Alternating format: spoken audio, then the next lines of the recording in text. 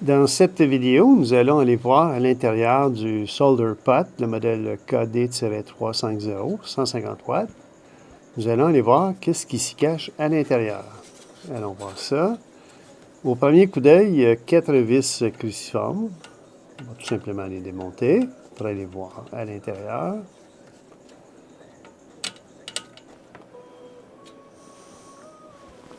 On retire la plaque de fond. C'est assez basique comme circuit. Donc, il y a bel et bien le fil de isolateur qui est juste ici. Ça ici, c'est l'élément chauffant.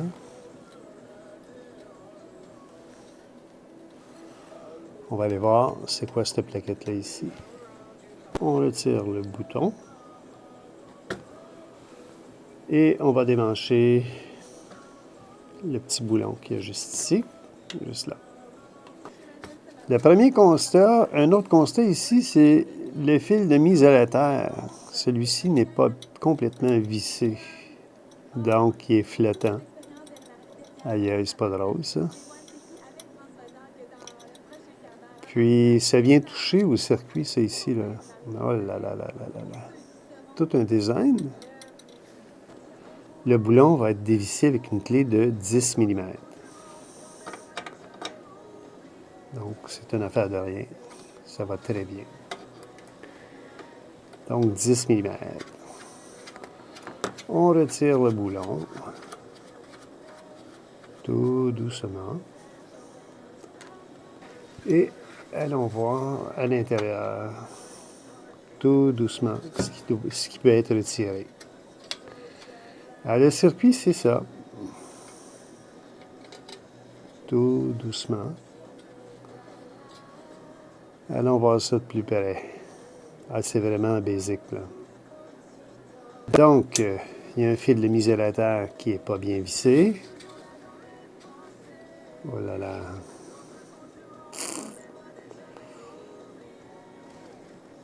Ouais. On va aller voir ça de plus près. Voici le circuit de plus près. Avec un coton-tige, on va enlever le plus de poussière possible pour que nous puissions avoir la bonne information.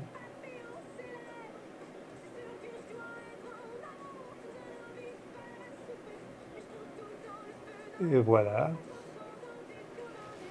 Le M1661S.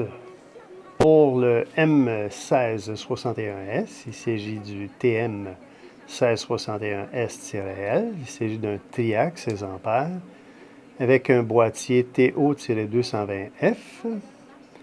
Les propriétés, il y a un RMS On-State Current, IT RMS 16 A. Quelques valeurs pour le rating maximum, absolute maximum ratings. Pour le TM 1661S-L, il y a une Repetitive Peak of State voltage de 600 volts. Une capacité d'isolation, VISO, de 1500 volts RMS avec une onde sinusoïdale à 50 Hz. Quelques caractéristiques électriques. Thermal resistance. Junction 2 case. 3 degrés Celsius par watt. Ici, c'est quand même étrange que dans le boîtier, ça ne soit pas monté sur un radiateur. Quelques courbes caractéristiques pour ceux que ça pourrait intéresser.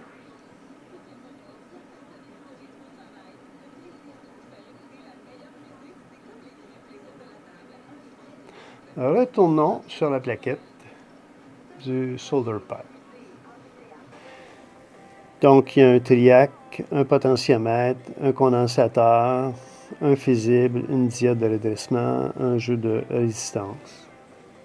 Alors, je n'irai pas plus loin sur l'élaboration du circuit de contrôle de température. Donc, ça semble quand même assez basique. Cependant, avant de refermer le tout, je vais m'assurer que le ground flottant ici là, soit bien serré. Là. Imaginez, ça a été livré de même. Donc, si vous allez avec ce genre d'appareil-là, très important de faire une vérification interne. Compte tenu du fait que c'est une petite tôle très fragile, j'utilise une paire de pinces pour avoir plus d'emprise sur le vissage de la vis. Donc, il s'agit de mettre suffisamment assez de pression pour ne pas se triper non plus. Qu'est-ce que ça dit? Ça dit qu'on doit serrer un peu plus. Sinon, je lui mettrai un tarot avec... OK, je sens qu'il y a vraiment du mordant, là. OK. Voyons voir. Non, pas encore. Oh là là, hein? Un joli défi. OK, non, là, il y a du mordant. Oh là là, OK. Cette fois-ci, allons là. Donc, c'est bien vissé. Bon, replaçons maintenant le potentiomètre dans son emplacement. Puis on va faire attention à ce que les fils ne touchent pas à la plaquette.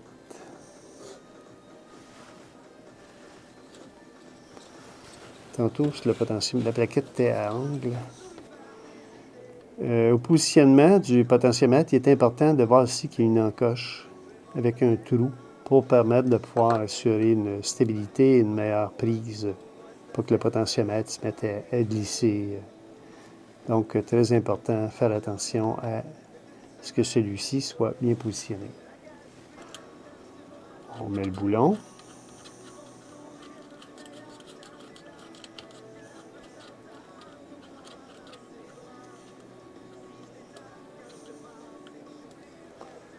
Et avec une clé de 10 mm, on vient solidifier le tout.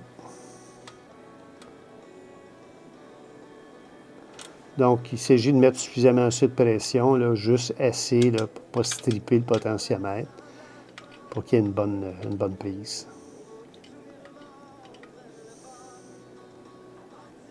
Excellent. On trouve la position minimale. Et sur le bouton, il y a une encoche ici, un indicateur de positionnement. Oui, c'est bon.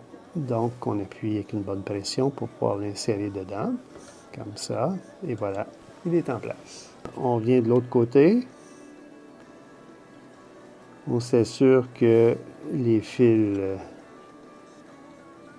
sont bien fixés. On s'assure aussi de garder une distance par rapport à la plaquette. Donc, il y a déjà une amélioration.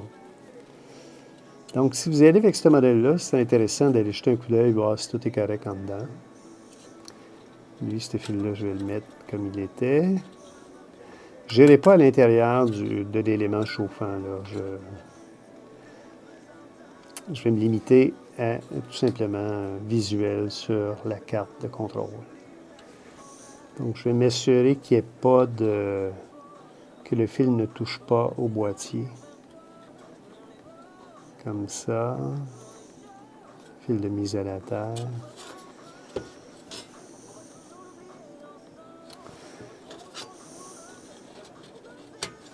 Voilà.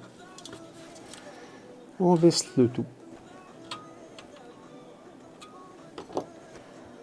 Et voilà. Au serrage, on fait attention pas trop serrer. C'est de la petite tôle pour ne pas se stripper.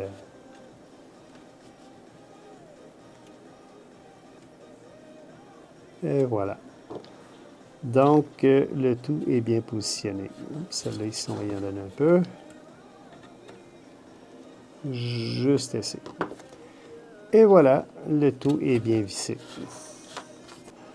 Alors, voici le solder pot, le KD-350 150 watts, tout assemblé. Maintenant que le tout est assemblé, on va faire un dernier essai, voir s'il n'y a pas quelque chose qui se serait brisé durant le montage. Pour ce faire, mettons le solder pot à la position on. On garde le potentiomètre du côté de minimum température 200 degrés Celsius, approximativement. Il y a la lecture d'un courant de 3 mA, une puissance de 380 milliwatts. Nous sommes en Amérique du Nord, 120 volts, 60 Hz. Allons à la position du potentiomètre à la mi-course. Il y a la lecture d'un courant de 1 ampère et d'une puissance de 78 watts. Allons à l'extrémité du potentiomètre, soit à une température maximale approximative de 480 degrés Celsius, pour un courant de un peu plus de 1,5 ampères, avec une puissance de 187 watts. On ramène le potentiomètre à la température minimale et on positionne l'interrupteur en position off, hors circuit. Et voilà, tout fonctionne bien. Ce qui est à retenir de cette vidéo, si vous allez avec l'acquisition du solder pot de la famille KD-RST, le modèle KD-350 150 watts, très important d'ouvrir et de faire une inspection visuelle. Le solder pot, le modèle KD-350 150 watts, vient avec un user guide. Il y a quelques descriptions de fonctionnement. En ce qui concerne, nous, le modèle 150 watts, ici, sans charge, avec charge, les temps d'utilisation autour de 8 minutes, une capacité de 500 grammes. Avec nous, ici, dans cette vidéo, c'est 50 mm. Il y a l'entrée en tension, 110 volts, 220 volts, 50 Hz, et quelques instructions d'utilisation. Et il y a ici un schéma élémentaire du circuit électrique. Alors, pour ceux que ça intéresse, vous pouvez mettre la vidéo sur pause pour pouvoir prendre connaissance du document du User Guide, le guide de l'utilisateur. Voilà ce qui met fin à cette vidéo, en espérant qu'elle vous soit utile ou qu'elle vous sera utile pour l'étamage de vos câbles. Permettez-moi, en cette période des fêtes, de vous souhaiter un heureux temps des fêtes. Alors, merci d'avoir écouté cette vidéo et à bientôt pour de nouvelles vidéos.